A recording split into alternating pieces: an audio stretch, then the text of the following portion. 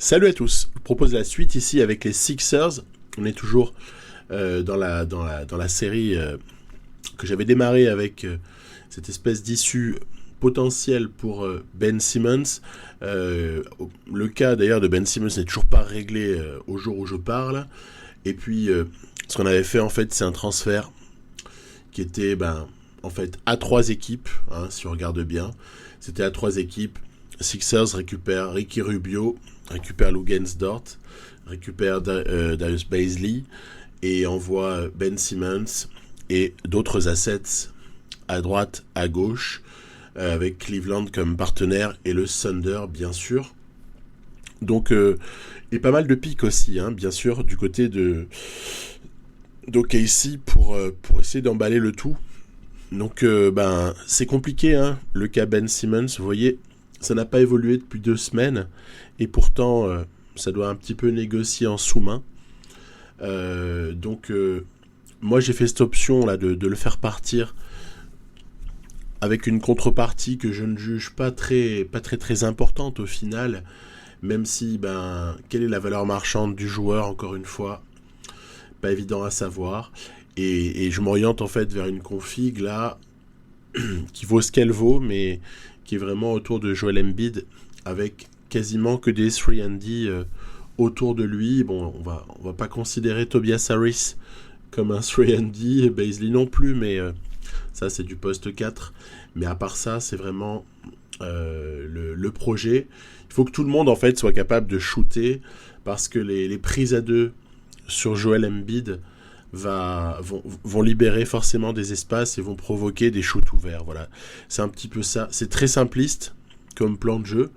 Et à la fois, quand on a quelqu'un qui est tellement dominant dans la raquette, tellement dominant comme Joel Embiid, eh bien, autant essayer de jouer sur cette force-là, offensivement, et puis après essayer d'étouffer l'adversaire en défense par des joueurs, je dirais, assez agressif, assez physique. Et puis alors pendant ce temps-là, le Thunder, écoutez, s'active totalement du côté de l'Ouest, puisque ça prépare déjà la saison suivante en essayant d'avancer nos pièces et de profiter comme ça de l'arrivée de Ben Simmons pour affiner le projet. Voilà un petit peu l'idée. Il y a comme ça quelques joueurs, par exemple Malédon, je ne souhaite absolument pas le faire partir. En revanche, Treman peut être une option pour le départ. Ty Jerome, on va dire, j'aime bien, mais c'est pas forcément l'inamovible non plus par excellence. En revanche, Josh Giddey, c'est quelqu'un sur lequel on a quand même plutôt envie de miser. On a quand même envie de voir son développement à l'Australien Giddey, surprenant choix numéro 6 de la dernière draft. Et puis après, voilà, il y a comme ça quelques joueurs qu'on va déplacer. Notamment, Ben Simmons va être plutôt, moi je pense, un poste 4. Voilà. Je le vois plus dans le registre du poste 4 dans l'avenir, si on le met si on se projette un petit peu sur une situation de réussite. Et par exemple, quelqu'un comme Asia Roby peut devenir plutôt un poste 5 un peu petit. Et pendant ce temps, ça laisse à Pokusevski la possibilité de jouer essentiellement 4. Le projet, en fait, il n'est pas cousu de fil blanc. Il y a beaucoup de choix à faire, en fait, pour le joueur, en l'occurrence le joueur de NBA 2K, sur des situations comme celle-là. Et donc, je me suis livré à un peu d'activité sur le marché des transferts. Je vais vous montrer ça, puis après on reviendra sur les Sixers, bien sûr, car ce sont eux qui sont au centre de cette série de vidéos. Je suis allé chercher un joueur qui, à mon sens, est capable de bouger du côté d'Atlanta. Il s'agit de Cam Reddish. En fait, ce qui me fait penser à cela, c'est beaucoup, d'une part, l'avènement de DeAndre Hunter l'an dernier comme le poste 3 majuscule de cette équipe, d'une part, les possibilités de blessure, donc une forme d'incertitude malgré tout le talent que peut avoir Cam Reddish, qui fait qu'Atlanta pourrait accepter de s'en séparer, et également le fait que derrière ils ont Jalen Johnson qu'ils ont drafté à l'été là 2021, lequel peut totalement absorber les minutes derrière DeAndre Hunter, d'où mon idée d'aller faire se développer Cam Reddish ailleurs qu'à Atlanta. Et puis après j'ai fait des petites choses mineures, me direz-vous, en tout cas qui n'impactent pas du tout la NBA, comme le recrutement de Azubuike. Lui, aussi prometteur soit-il, vous n'imaginez pas, vous êtes comme moi, une seule seconde, le Jazz miser sur Azubuike à ce stade-là, ni même à l'été prochain. On est complètement sur un projet Rudy Gobert. À partir de là, j'ai tendance à penser que voilà, l'échange d'Azubuike pour aller plutôt chercher quelqu'un qui peut être dans un rôle de shooter, poste 3-4 comme Kenrich Williams, ça n'a rien de délirant. Poste 3-4 peuvent toujours être un petit peu boostés du côté d'Utah, qui peut parfois manquer un peu de profondeur sur ces postes-là. Et puis le dernier petit mouvement, c'est pour aller chercher quelqu'un qui est parmi les chouchous et puis aussi parmi les meilleurs défenseurs sur le poste 1. C'est quelqu'un comme Chris Dunn. Là aussi, ça n'impactera absolument pas la NBA puisqu'il a échoué du côté des Grizzlies suite à un petit ricochet en passant par Boston, et puisque les Hawks s'en sont débarrassés. Je pense que du poste pour poste, Ty Jerome contre Chris Dunn, ça peut se passer en NBA, ça peut se passer tous les jours, tellement le développement de Chris Dunn à l'époque numéro 5 de sa draft, je crois que c'est 2016, a tardé, et quand même vraiment aussi à cause des blessures. Donc c'est des paris sur deux joueurs au moins, et puis surtout Chris Dunn qui sont assez sous-cotés, qui ont perdu beaucoup de valeur marchande, et donc aucun impact global sur les équipes dominantes, sur les prétendants, avec ces 3 mouvements. Par contre, possibilité de créer une équipe avec un peu d'alchimie du côté du Thunder, et peut-être aussi une culture de défense très très forte. Moi je pense en tout cas que voilà, en donnant beaucoup de minutes à Malédon, à Dunn, mis à part le début de match où c'est Shai qui commence en 1, en essayant de donner du coup plus de minutes à Giddey que ce que j'en donnais auparavant, en repositionnant Ben Simmons poste 4 pour essayer de le laisser créer depuis le poste, depuis l'aile. Voilà, ça peut y avoir des possibilités intéressantes. Cam Reddish peut s'avérer être développé là aussi en ayant plus de minutes de jeu. On l'en laisse quand même à Pokusevski. On en donne un petit peu à Roby, qui mérite quand même d'exister. Et puis on en donne déjà aussi à Azubuike pour préparer la suite, parce que encore une fois, Favors, moi j'adore, Derek Favors, c'est vraiment un joueur que j'aime beaucoup. Pas forcément très à la mode en NBA. La preuve, plusieurs équipes en tout cas s'en sont un petit peu débarrassées au cours des dernières années. Il faut dire que le joueur n'a pas non plus été épargné par les blessures, décidément. Et pour autant, voilà, il faut préparer la suite. L'idéal pour cette équipe serait évidemment d'aller récupérer un gros poste 5 à potentiel sur la draft suivante, par exemple, d'où l'intérêt d'un tanking, dans la mesure en tout cas où ce serait avéré. Pour l'instant, le tanking se passe très bien. Et je reviens donc du côté des Sixers, qu'on ne lâchera plus désormais. Je vais juste montrer que le trade de Ben Simmons avait été suivi par quelque chose du côté du Thunder. Donc stratégie d'agressivité dans la peau de Sam Presti virtuellement. Et du côté des Sixers, on avait un petit peu commencé, juste histoire de se rendre compte de ce que ça pouvait un petit peu donner. Là, on va continuer pendant une demi-heure. je vais vous montrer que des choses qui concernent ces nouveaux Sixers. Donc avec Ricky Rubio, avec Luguentz-Dort. On a laissé pour le moment Danny Green au poste 3. Puis après en sortie de banc, il y a une petite palette comme ça de joueurs intéressants comme Korkmaz, comme évidemment Seth Curry et puis le petit Maxi aussi que je trouve assez intéressant. Ce que j'aime déjà dans cette équipe-là, c'est que ça défend, en fait.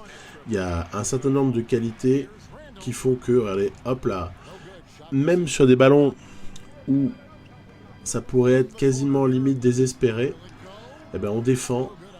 Et puis, des fois je fais des leurres, en fait, je m'amuse à laisser une position un petit peu ouverte pour provoquer le shoot adverse. Après on revient très très vite, on propose des petites Z.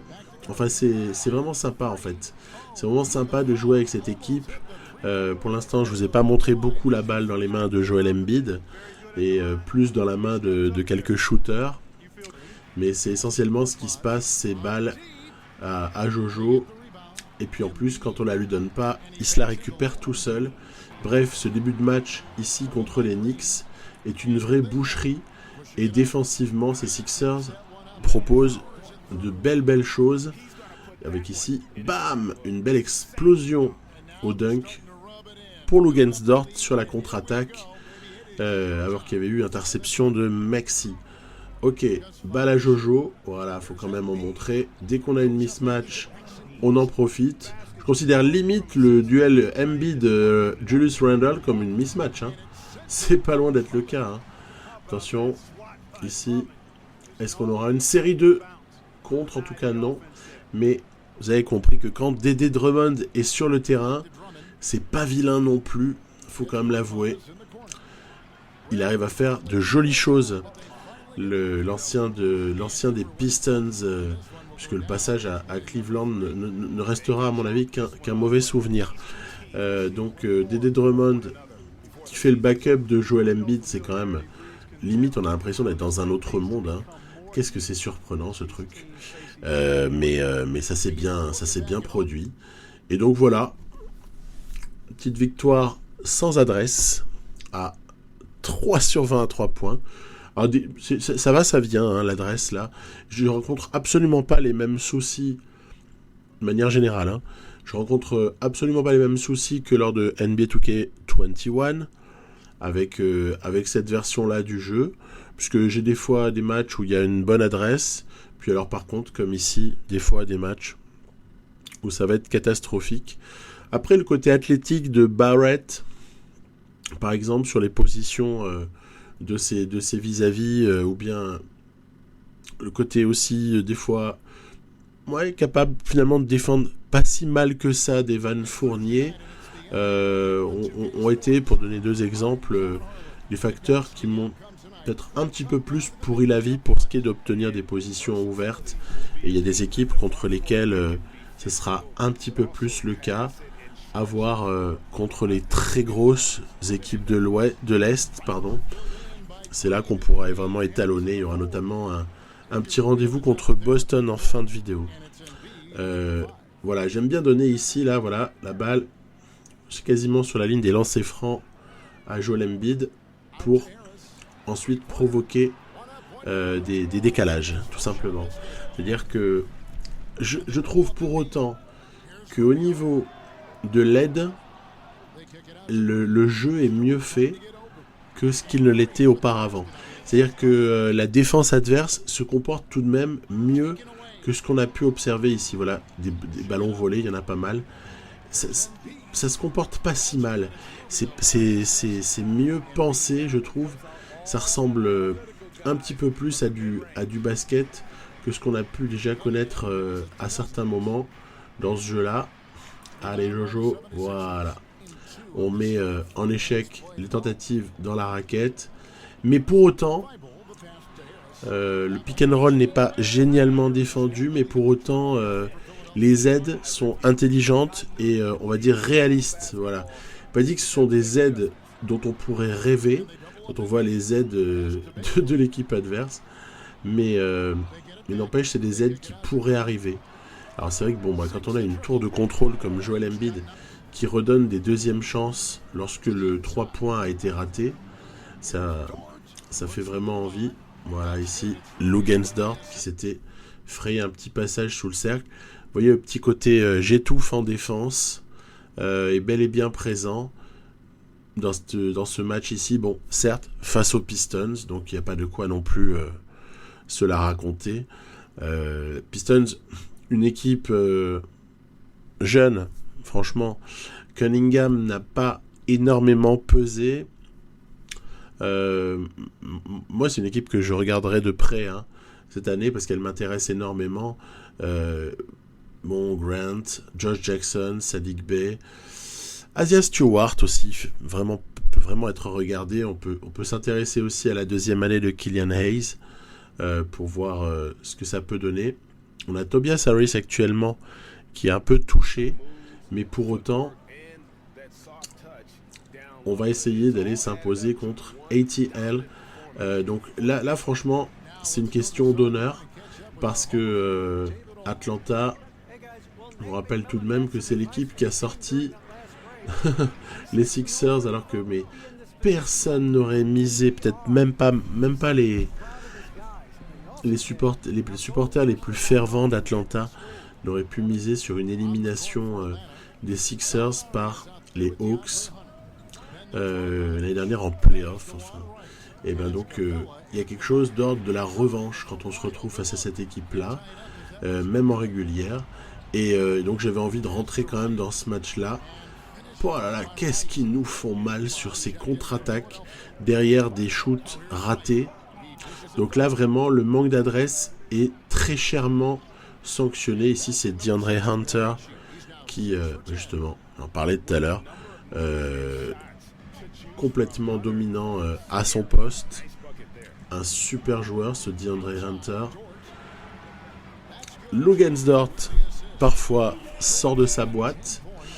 Et là, ici, il nous reste un petit peu plus de 2 minutes, plus 4 pour Atlanta, privé de Trae Young. Donc normalement, c'est bon à prendre. Quand il n'y a pas de Trae Young, c'est très bon à prendre. Oui, mais le problème, c'est que vous avez comme ça des joueurs on fire. Je me suis heurté ici à une insolence rarement ressentie dans le jeu, avec des shoots qui rentrent un peu dans toutes les positions, mais on arrive quand même à se battre. Et on est à -3 seulement, il reste une quarantaine de secondes. Bogdanovic, est-ce qu'on va réussir à pourrir cette possession des Hawks? Attention, la mismatch avec Korkmaz là n'est pas à notre avantage vis-à-vis de DeAndre Hunter. Bogdanovic va-t-il être bloqué par Dort? Yes, on a piqué la balle. Bon, il n'y a plus qu'à lancer quelque chose de propre pour essayer d'égaliser. Qu'est-ce qu'on va bien pouvoir trouver comme solution typique proposée ici? Tobias Harris qui s'écarte et ça rentre. Énorme. Égalisation ici donc sur un shoot limite désespéré de Tobias Harris. On va remarquer à 3 points quand le défenseur n'est pas tout proche. C'est jamais désespéré pour Harris qui a quand même de vraies capacités. Allez, je suis Hunter avec Danny Green. Ici, il va être servi, regardez. Oh là là, on lui a laissé le mètre qu'il ne fallait pas, ou le mètre 50, pour se prendre un tir sur la bouche. Énorme. Quasiment un game winner. C'est un game winner de DeAndre Hunter. Regardez-moi ça. C'était un beau moment. Bon, évidemment, faut pas trop aimer la victoire pour dire que c'est un bon moment. Mais regardez, on va tenter quelque chose. Oh là là, c'est pas passé loin. Je suis sûr qu'à 2 dixièmes de plus, l'égalisation, on l'avait, parce qu'on avait essayé de profiter de plusieurs blocs pour envoyer Harris au alley-oop. Bon, encore une fois, l'adresse n'est pas folichonne sur ce match, qu'on perd face à une équipe un petit peu en chaleur sur la toute fin, puis une petite erreur défensive, il fallait pas lâcher à ce point-là, fallait pas laisser 2 mètres à DeAndre Hunter qui rentre le shoot de la gagne. Bogdanovic aura été assez écœurant, il faut quand même l'avouer. Ah, eux deux, ils auront vraiment été forts. Et ben voilà, c'est une expérience intéressante, ce match perdu pour se rappeler que on peut se faire taper quand même par un bon nombre d'équipes et que les shoots, quand ça rentre, c'est vrai que tout va très très bien pour cette équipe. En revanche, quand ça rentre pas, c'est vraiment tendu, quoi. Mais c'est un peu vrai pour tout le monde, non ? Quand les shoots rentrent pas, n'importe quelle équipe est en difficulté. Allez, on simule, on avance. Heureusement, 2 victoires. Dans la foulée, les Pistons pour une 3e victoire d'affilée. Voilà. Les Bulls, une équipe qui devrait pas trop nous poser de problème, je pense, à chaque fois qu'on la rencontrera. A priori, en tout cas, puisqu'on a les atouts pour verrouiller défensivement. Et eux, par contre, ne sont pas défensivement très très performants, là, de ce que j'ai pu observer dans la partie. En revanche, très mauvaise nouvelle, la blessure de Tobias Harris pour 2 à 4 semaines. Ça fait 2 fois qu'il se blesse, déjà. Hein. Donc là, ça s'appelle vraiment du bricolage, ce que je fais. La fois d'après, je pense que ce sera le dénommé Paul Reed qui aura les minutes. Parce que je pense qu'en fait, c'est un jeune en lequel on peut croire. Et il a tout à fait les possibilités d'occuper comme ça du poste 4, mais avec moins de minutes, évidemment, que n'en aurait Harris. À mon avis, sur 15 minutes, en donnant plus de temps à Bazley, ça peut le faire. Là, j'ai déplacé juste à but défensif Tybalt sur certaines minutes. C'est juste pour qu'il essaie de pourrir la vie du numéro 4, du poste 4 adverse, mais c'est pas une solution très très long terme. Donc voilà, j'ai envie de tester, de vous proposer un petit test avec plutôt sans Tobias Harris. Donc ça va être chose faite dans ce match-là. Il se trouve que ça se passe à nouveau contre les Knicks. Alors c'est marrant, j'ai observé un truc rigolo dans ce début de saison. Jouer plusieurs fois les Knicks avec une équipe ou l'autre. Et je remarque quelque chose de surprenant, c'est que le poste de titulaire est assez fluctuant au niveau du poste de meneur de jeu. À savoir que Kemba Walker a été titulaire parfois, et Derrick Rose sinon le reste du temps. Mais il n'y a pas une hiérarchie, je dirais, vraiment établie, alors qu'on a tous dans la tête, évidemment, on a la certitude que Kemba va starter, quoi. Enfin, je sais pas ce que vous en pensez, mais pour moi, Kemba Walker, il est starter dans cette équipe tous les jours. Donc voilà, un peu étonnant. Séquence qui fait très très mal ici, avec Jojo et la finition pour Maxi sur la contre-attaque. Ouais, ça a encore été une petite boucherie, il faut quand même se l'avouer. Cette équipe des Knicks n'a pas énormément à opposer à cette version-là des Sixers. Je pense notamment à l'intérieur où Mitchell Robinson n'a pas été réellement impactant. J'ai bien aimé le très bon passage de Seth Curry qui, quand il commence à chauffer, waouh, ça peut faire très très mal. À ce moment-là, je me dis, est-ce qu'on devrait quand même vraiment pas le mettre en 2 titulaire et mettre Luguensdort en 3 par exemple, et faire sortir Danny Green plutôt du banc. Donc, j'ai vraiment des petites interrogations et j'attends de voir l'issue de cette série de matchs sans Tobias Harris pour prendre une décision, ou alors justement continuer sur ce mode-là. Et en fait, il y a comme ça un enchaînement de victoires. Tout de même, défaite face au Jazz. Mais très très courte, la défaite. Très très courte. Défaite également du côté de Denver. Là encore, 1 point. Donc bon, c'est pas c'est pas honteux, quoi. C'est pas vraiment honteux. Ce qui veut dire que là, à l'issue des 17 premiers matchs, on va se retrouver sur un bilan de 13-4, bon, qui est très très proche de celui des Bucks, des Celtics. Il y a peut-être juste les Nets qui ont un poil de retard, mais ne doutons pas que ce retard va être comblé sous peu. Voilà, après, il y a des équipes comme ça qu'on croise, comme les Kings. Les Kings n'ont pas grand-chose à opposer à cette équipe-là des Sixers. Retour de Harris au moment de gérer la réception des Warriors. Donc là, c'est bien pratique d'avoir une rotation sauvée. Hein, ça permet de ne pas se retaper la rotation avancée qui est tout de même à chaque fois un peu gavante, quoi. Je veux dire, si tu le fais tous les 3 jours, c'est gonflant, quoi. Voilà. Retour de Tobias Harris. Mine de rien, il a un rôle super important. Hein. Donc, on se rend du côté des Warriors. Oh, une petite victoire en simulation sur un match en dessous des 100 points. J'aime bien. J'aime bien ça. De manière générale, j'aime bien quand on encaisse moins de 100 points ou autour de 100 points. Ça veut dire qu'on a fait du bon boulot. Orlando est en reconstruction, bien sûr. Orlando, il va leur falloir quelques années afin de pouvoir remonter à un niveau décent, puisqu'ils ont ils ont décidé vraiment de repartir de très très bas. Et puis là, il y a ce match face aux Celtics. Et ça, c'est déjà important. Un match face aux Celtics comme ça.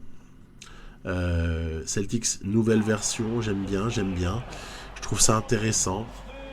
Tatum, Brown, Smart dans le 5, Schroeder qui start. Pourquoi pas. Et puis Al Horford, le retour. Moi, je trouve que le retour d'Al Horford aux Celtics, c'est un peu comme s'il récupérait une forme de je sais pas, un vieux chêne sage là dans la raquette pour transmettre et pour peut-être aussi décharger la pression du côté de Robert Williams et pour le permettre aux jeunes comme ça de réaliser encore un petit peu mieux son potentiel avec un super vétéran à côté. Bref, je suis assez fan. Peut-être un petit peu plus dubitatif sur ce qui sera exactement la manière dont le poste 4 sera occupé. Par exemple, Haim Udoka sera quand même bien attendu de ce côté-là, puisque Brad Stevens est devenu GM entre-temps cet été. En tout cas, ce starting 5 ne me dit rien de mal, hein, au contraire, c'est assez intéressant. Je pense que Celtics, ça va être une des équipes que j'aurai peut-être le plus d'intérêt à voir jouer pour essayer de comprendre comment ça se passe là-bas dès que la NBA va reprendre. Ce sera vraiment très intéressant. Toujours Jojo qui joue à attrape le ballon. En même temps, là, il est vraiment favorisé. Hein. Il est favorisé parce que dans la raquette, qui est-ce qui peut lutter contre ce Joel Embiid là? Honnêtement, c'est délicat. Hein, délicat. On a parfois, un peu de jeu au poste. Ici, c'est Korkmaz qui avait laissé un petit peu trop de liberté à Marcus Smart sur le post-up. Puis sinon, l'avantage, c'est que, voilà, on a de la contestation. Vous voyez, même Matisse Thybulle, avec un peu moins de 2 mètres, arrive à embêter des 4 de moyenne taille, voire de petite taille, comme peut l'être Jabari Parker. Je crois qu'il a 2,03. Ouais, Jabari Parker, c'est la rotation de Tatum. Ça, à mon avis, ça peut encore évoluer. Hein. Mais ce qui va être le plus marquant dans ce match-là, c'est l'attitude des défenses. Alors ici, il va y avoir un panier assez fabuleux, voilà, de Jaylen Brown. Vous voyez, après 2 quarts-temps, donc 2 fois 5 minutes, on va se retrouver à 13-12. C'est assez monstrueux. Après, avec aussi des galères offensives. Regardez, hop là. Oh là là là là. Est-ce que ça fait mal? Mais donc, match super défensif. Je vous avoue que c'était irrespirable. irrespirable l'atmosphère de défense qu'il y avait entre ces deux équipes. Et ah ouais non, franchement ça m'a beaucoup plu. C'était un match acharné, qui est loin d'être fini, vous allez voir. Jaylen Brown, magnifique. Oh là là là là, il a travaillé Tybalt. Mais Tybalt a cette grande qualité d'être défensivement une sangsue. Et franchement, c'est très agréable de l'avoir avec soi. Même si c'est sûr qu'au tir, c'est pas la sécurité absolue, hein, mais voilà. N'importe quel panier peut être considéré comme une petite victoire, déjà, dans ce contexte-là où pas grand-chose ne rentre. Ouais, j'essaie de surveiller et de verrouiller. Voilà, ici, contester aussi les pénétrations adverses.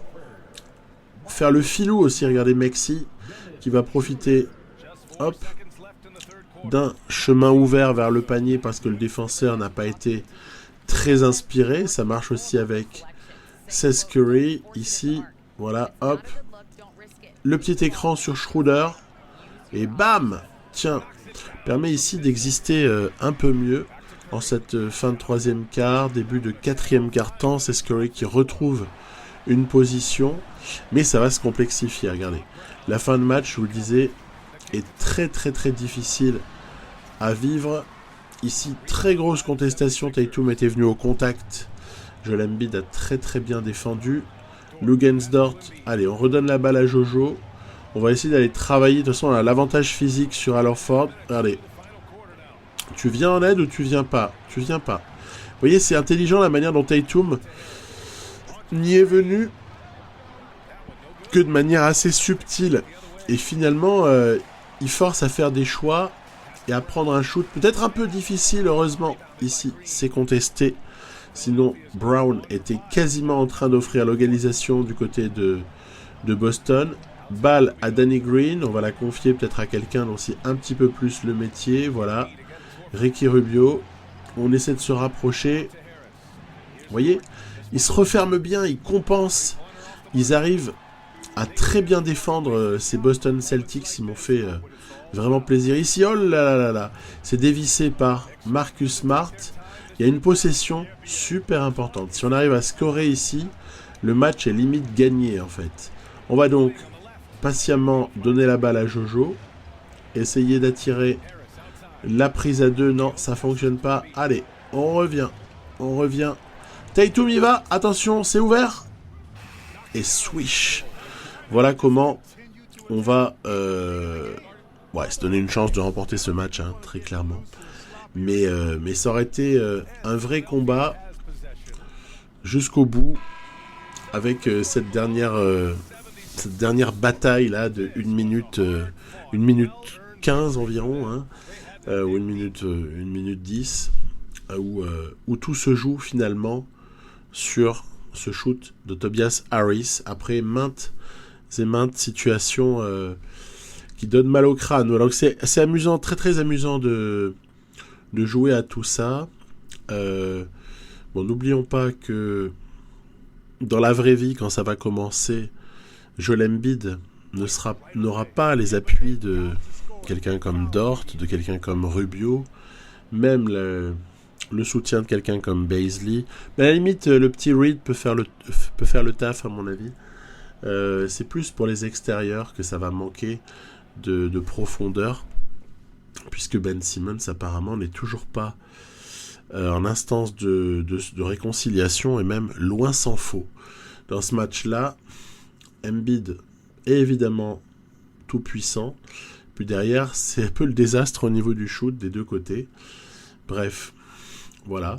Donc au bout de 22 matchs comme ça, on constate un certain nombre de petites choses, et ce qui m'intéressait de vous montrer, c'était aussi les stats individuelles. Voilà, donc au niveau des stats joueurs, là, ici, moi, ce que je trouve toujours intéressant, c'est de classer les joueurs par nombre de minutes moyennes jouées. Voilà, donc 32,5, 30, 27, 27, 25,5. C'est assez modeste, hein, le partage. Il n'y a pas trop de temps de jeu pour certains joueurs. Je crois que c'est bien comme ça. autant que ça reste comme ceci le plus longtemps possible.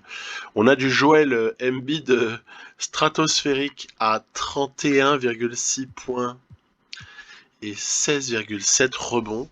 Donc on est sur de la démence pure et simple. Mais à la limite, Joel Embiid est capable, s'il se sort les doigts, il est capable de faire ça. C'est pas seulement un fantasme. Hein. Tobias Harris tutoie les 20 points. Ouais, ça, c'est tout sauf choquant. Puis après, on a comme ça des contributeurs assez variés, hein, comme Rubio avec 7 passes, 8 points. Dort avec 12 points. On a Green, peut-être, on ira voir les pourcentages, c'est ça qui peut être intéressant. Curry qui apporte. Table, voilà, donc Korkmaz aussi, ça va, il score un petit peu. Ce que je trouve à ce moment-là, là où pour moi il y a encore un truc qui est perfectible, bon, il y en a toujours, hein, c'est au niveau des pourcentages, là, pour voir un petit peu qui est en réussite. Alors, plus pourcentage à 3 points qui va m'intéresser. Le 34% d'Embiid n'est absolument pas important, mais le nombre de shoots pris est assez partagé. Ouais, même Harris à 36%, Rubio 31%, ouais, bof. Non, ce qui est plus embêtant à la limite, c'est les 3 points pris en moyenne par match de Dort pour une réussite à peine à 30%. Donc ça par contre, c'est beaucoup plus ennuyeux. 3,8, ça veut dire qu'il est sur des volumes de shoot similaires à Harris ou Rubio pour Danny Green. Baisley, voilà. Seth Curry peut-être aussi nous déçoit. Quand on est à 30% et qu'on s'appelle Seth Curry, il y a quelque chose d'un petit peu surprenant. Hein, je sais pas ce que vous en pensez. Table, je suis moins surpris. Pas un shooter très fiable. Par contre, Korkmaz, quelqu'un qui est vraiment là, oui, pour son adresse, entre autres. Donc, voilà. Et puis, au niveau des stats de l'équipe, ben non, je vais pas les montrer parce que je vous propose du Warriors dans pas longtemps. Et puis là, on fera un petit bilan de ligue pour voir les choses. J'ai pas envie de spoiler la vidéo qui viendra. Donc, un Est tout de même très très clivé. Hein. Allez, il y a que oh là là, une petite domination des Sixers, mais elle est pas trop nette. Wizards qui performe, mais regardez le nombre d'équipes. Déjà Hawks, Bulls, Knicks qui sont autour du 50%, les Nets qui sont à peine au-dessus du 50%. C'est étonnant. J'ai hâte de rejouer les Nets en fait. Je vous les avais proposé dans la vidéo précédente. Je pense qu'il va falloir essayer de les recroiser pour se faire. Ah bah tiens, voilà, il y a un petit rendez-vous sympa. Faudra les recroiser ces Nets le 16 décembre pour voir un petit peu ce que ça peut donner. Voilà. Ils ont déjà mis le Christmas Day. Non, je sais pas si c'est le calendrier réel. Pour le tout début, j'avais l'impression que ça l'était, mais j'ai pas suffisamment étudié le calendrier IRL pour être certain que ce calendrier-là est exactement celui qu'on aura. Voilà. À très vite. Oui, vidéo Warriors le week-end prochain. Bye bye.